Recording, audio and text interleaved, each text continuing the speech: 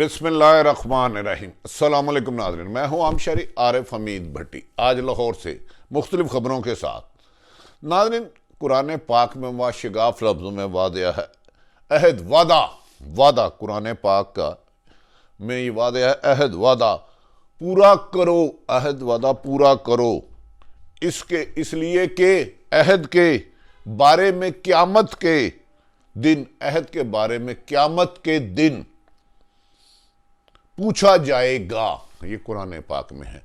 जो कोई शख्स भी, चाहे हाकिम वक़्त हो, अगर आपसे वादा खिलाफी करता है तो ना वो अच्छा इंसान है, ना वो अच्छा मुसलमान है। हो सकता है हाकिम वक़्त या कोई भी ताकत के तकब्बुर में वो अंधा हो चुका हो। हमारे मुख्तलिफ मुल्क में हुक्मरान आए 70 सालों से, और हमेशा उन्होंने आपसे वादा किया कि वो आपकी रोटी कपड़ा मकान देंगे, आपकी तकदीर संवार देंगे। वो वादे करते रहे आपको घर मकान और इंसाफ देंगे, नाइंसाफ़ी का खात्मा करेंगे। लेकिन बदकिस्मती देखे, वक्त के गुजरने के साथ साथ अवाम की हालत अबतर से अबतर होती गई। इस मुल्क में 90% लोग 2 वक्त का खाना नहीं खा सकते, और एक अशरफिया ने आपका खून निचोड़ लिया। वो डिक्टेटर की सूरत में आए या जमहूरियत की सूरत में। कौन कैसा हाकिम वक्त रहा ये आप जाने। इस मुल्क के अदादो शुमार के मुताबिक 80% से ज़्यादा लोगों की 30,00,000 से कम है। तो वो कैसी ज़िंदगी गुजार रहे हैं, ये फ़ैसला आप करें। आप नबी पाक मोहम्मद सल्लल्लाहु अलैहि वसल्लम का फरमान है कि अच्छा मुसलमान मोमिन वो है जो वादा करे पूरा करे, जिसे इमानत दी जाए ख़यानत ना करे, जब बोले सच बोले, झूठ ना बोले। खैर, हम इन बातों की तरफ, मौजूदा हालात की तरफ आते हैं। मुल्क में हालात इस वक्त अफरा तफरी फैली हुई है, बेचैनी फैली हुई है। हर तरफ लूट मार का बाजार गर्म है। दूसरा हाकिम वक्त रावी चैन देने के नारे लगा रहा है। हुकूमत हो या अपोजिशन, एक हुकूमत से चमड़ा रहने के लिए झूठ दर झूठ बोलते जा रहे हैं, दूसरा हुकूमत गिराने के लिए झूठ दर झूठ बोलते जा रहे हैं। या ऐसा कह लें कि मुकम्मल सच नहीं बोल रहे, चलें हम लफ्ज़ों का चुनाव भी बेहतर कर लेते हैं। हर रोज़ एक नया फ्रॉड दिया जाता है। बिजली, पेट्रोल, गैस की कीमत आसमानों को छूने लगी है। वज़ीर आज़म पाकिस्तान इमरान खान साहब ने सऊदी अरब का दौरा किया, नंगे पाँव किए। वहाँ कहा जा रहा है कि वो सऊदी वली अहद मोहम्मद बिन सलमान के दावत पर गए। ताहम ये भी कहा जा रहा है कि वो कुछ अपनी ज़ाती मसरूफियत और फैमिली काम भी सर अंजाम देंगे। आप इमरान खान वज़ीर आज़म ने रोज़ा रसूल पर नंगे पाँव गए, मेरे नबी पाक मोहम्मद सल्लल्लाहु अलैहि वसल्लम पे रोज़े पर हाज़री दी। अल्लाह उनकी हाज़री कबूल फरमाए और उस हाज़री के सदक़े मुसलमानों के पर सर से आफात दूर करे। कहा जा रहा है कि IMF ने कर्ज़ों देने से इनकार कर दिया गया। और पाकिस्तान में आने वाला तूफ़ान जो महंगाई का है वो अजाब बनकर गिरेगा और लोग भूखे प्यासे मरते होंगे अगर यही हालात खुदा ना खास्ता रहे।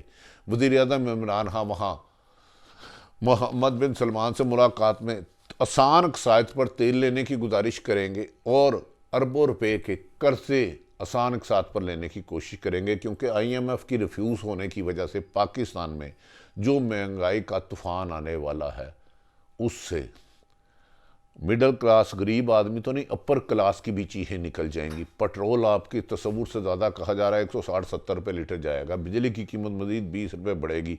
गैस 35 रुपये लोड शेडिंग होगी, जिससे ये ज़ालम हाकिम वक़्त, अल्लाह इनको अपने कहर से बचाए। कहते हैं कि दुनिया में भी महंगाई हो रही है। भाई, अमेरिका यूरोप में एक मज़दूर की तनख्वाह 2.5-3 लाख है, फिर इधर भी मज़दूर की तनख्वाह 2.5-3 लाख कर दें तो दुनिया के साथ महंगाई का कंपैरिजन करें। दुनिया में जिनसे आप कंपैरिजन करते हैं वहाँ तालीम भी मुकम्मल फ्री है। वहाँ गरीब का और अमीर का बच्चा एक स्कूल में पढ़ता है। वहाँ बीमार हो जाए गरीब और ताकतवर का बच्चा, एक अस्पताल में उसका इलाज होता है।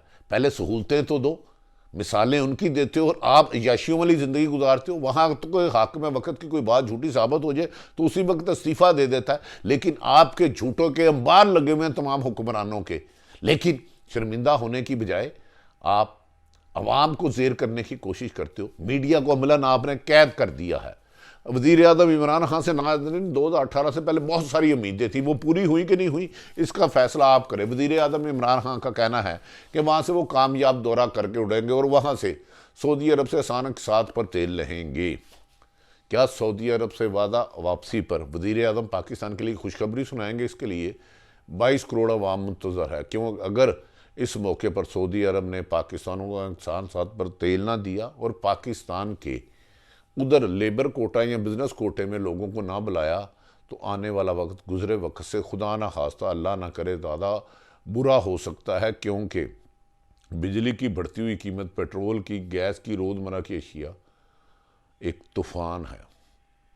हमें दूसरी तरफ अमेरिका के CNN के ज़रिए जो बाइडन ने दावा किया है कि पाकिस्तान के ज़रिए अफ़गानिस्तान पर ड्रोन हमले किए जाएंगे, लेकिन हमारी वजारत ख़ारजा ने उसकी तरदीद की और हम अपनी वजारत ख़ारजा को ही हतमी समझते हैं, क्योंकि उन्होंने कहा इसका मुआहदा होने जा रहा है। जब हमारी वजारत ख़ारजा ने कहा, हमें इस बात पर, हमने पहले भी कहा था कि वज़ीर आज़म ने जब अमेरिका को कहा था कि मैं एयर बेस नहीं दूंगा, एब्सोल्युटली नॉट, तो हमें उस पर भी फ़ख्र था, आज भी है। लेकिन अगर उन्होंने मुआहदे की, एग्रीमेंट की वायलेशन की और अमेरिका की सरजमीन को पाकिस्तान के हमसाया मुल्क अफ़गानिस्तान के लिए इस्तेमाल किया, तो उसके मुताबिक अपनी राय देने का हम भी हक रखते हैं। नाज़रीन, पंजाबी में कहते हैं इन्होंने 100 गंडे भी खाते थे, 100 लितर भी खाते।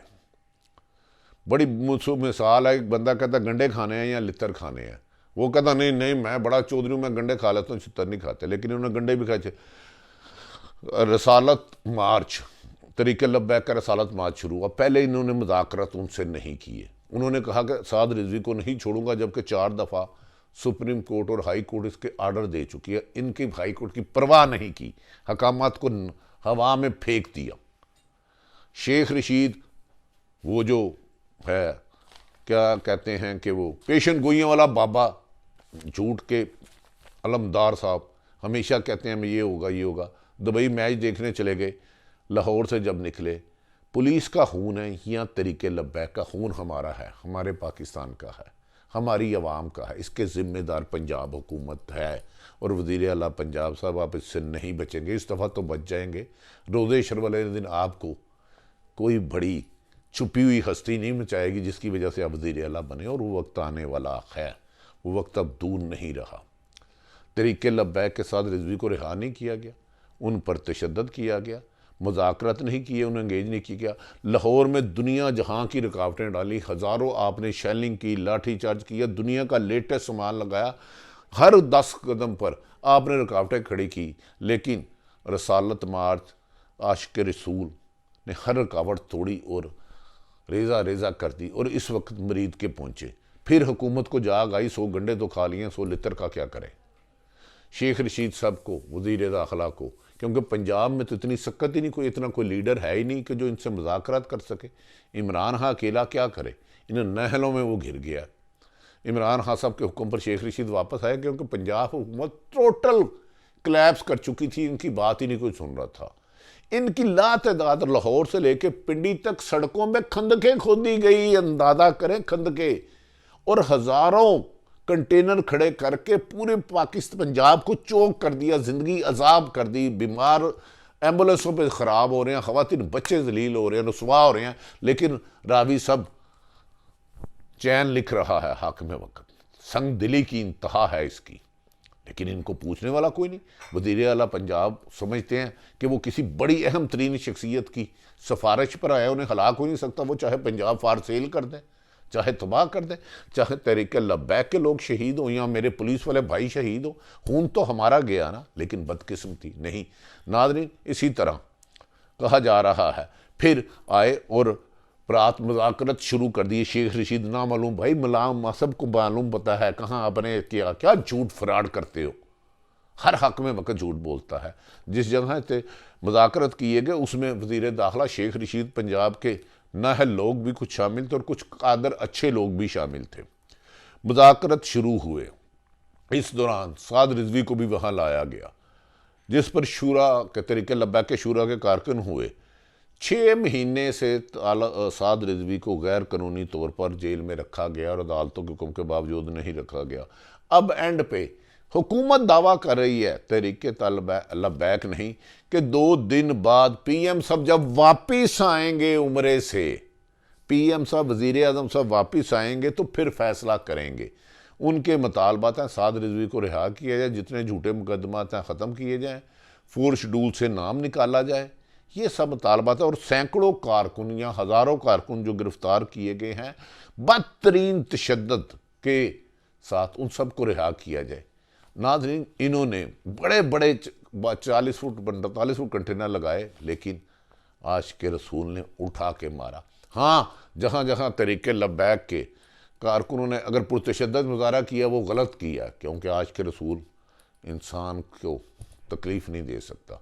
अगर कहीं पुरतशद्दद मुज़ाहरा हुआ है, किसी पुलिस वाले पे लाठी गलत मारी है, मुज़ाहिरीन ने सरकारी या गैर सरकारी मुलाक़ात मुसाहिर ठीक, तो वो गलत किया। रसालत मार्च पे के मुज़ाहिरीन ने एक मुतालबा किया साद रिजवी को फौरी तौर पर रियाज़ किया जाए। अगर मंगल को वज़ीर आज़म आते हैं तो फिर उस पर फैसला करेगा, जबकि सख्त दबाव डाला गया मजलिस शूरा पर कि आप मुजाहरा फौरी तौर पर ख़त्म कर दें। इस वक्त मुजाहरे मरीद के में हैं।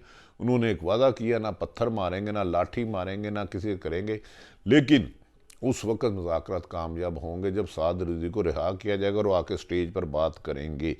नाज़रीन, बात ये है कि मुजाहिरीन को एहतजाज के ख़ात्मे से ख़िताब करेंगे साद रिजवी। वो क्या करते हैं वो उन पर डिपेंड करता है। लाहौर पुलिस का दावा झूठ का पलंदा निकला कि वो तहरीक लब्बैक के रसालत मार्च को रोक लेंगे, लेकिन वो इनके दावों को हवाओं की झोंकों की तरह बहा के लेके इस वक्त मरीद के में उनका पड़ाव पड़ा है और वहाँ फैसला किया जा रहा है कि जब उनके साथ रिजवी आएंगे और वो इस्लामाबाद जाते हैं कि नहीं, जबकि इस्लामाबाद को मुकम्मल चौक कर दिया गया, कैद कर दिया गया इस्लामाबाद को, रिहायशियों को। हज़ारों कंटेनर हर जगह हैं। गुजरात में सड़क खोड़ दी गई है, लाहौर से लेकर GT रोड तक कंटेनर ही कंटेनर है और किसी को उनके पैसे अदा नहीं किए गए। इसे कहते हैं कि भाई, अगर आप समझते थे तरीक़े लब्बैक आपके काबू में नहीं तो आपको 10 दिन पहले उनसे मुज़ाकरात करने चाहिए थे। ये पुलिस के लोग शहीद हुए, ये यहाँ तहरीक लब्बैक के जहाँ बाकू हुए, यहाँ दोनों शहीद हुए, क्योंकि दोनों तो मुसलमान ही है ना, मारने वाले भी मुसलमान है, मरने वाले भी मुसलमान है। इनका जिम्मेदार हाकिम वक्त होगा, अब नहीं तो कभी ना कभी रोदेशर वाला दिन तुम्हारा गिरेबान होगा और इनका होगा। हाँ, जिन्होंने पुरतशद्दद एहतजाज किया है वो आशिक़ रसूल नहीं हो सकते, हो ही नहीं सकता। आशिक़ रसूल तो लोगों को मोहब्बत का, भाईचारे का देता है, लोगों की तकलीफ़ें दूर करता, तकलीफ़ का बायस नहीं बनता। नाज़रीन, इस इशू पे मेरा ख्याल है हुकूमत ने इसको मिस हैंडल किया, गलत किया, जिसकी वजह से जितनी जानें गई, ज़ख्मी हुई, इसको जवाब देना होगा। वज़ीर आज़म इमरान खान ने आकर अभी तक नाज़रीन ताकतवर हलकों से उनके मामला बहुत ज़्यादा कशीदा चल रहे हैं। DGISI की तैनाती हुई नहीं, 6 सितंबर को था। क्या आकर वज़ीर आज़म तरीक़े लब्बैक के मुतालबात कबूल करते हैं और दूसरी तरफ जो समरी ताकतवर हलकों से DGISI की तैनाती उस पर साइन करते हैं, या आने वालों दिनों में जो इख्तलाफ राय है ये खुलकर एक दूसरे की मुखालफत में बदला जाएगा? कौन क्या होगा? क्या अदारों को ज़ेर करना हाकिम वक़्त का काम है, और अदारों का भी हरगिज़ ये काम नहीं कि वो अपने इख्तियारात से तजावुज़ करके किसी दूसरे मामले में इंटरफेरेंस करे। जब सरकारी अफसर आइन और कानून की हुक्मरानी की बजाय चंद सियासतदानों के ग़ुलाम बन जाते हैं या ताकतवरों को काम जाते हैं तो मुल्क में इंतशार फैलता है। जो फैल रहा है इसे रोकना होगा। हमें उम्मीद है कि वज़ीर आज़म पाकिस्तान आकर फौरी तौर पर सऊदी अरब से पाकिस्तान को मौजूदा बहरान से निकालेंगे और तरक्की के रास्ते पे गमन करेंगे। पाकिस्तान जिंदाबाद।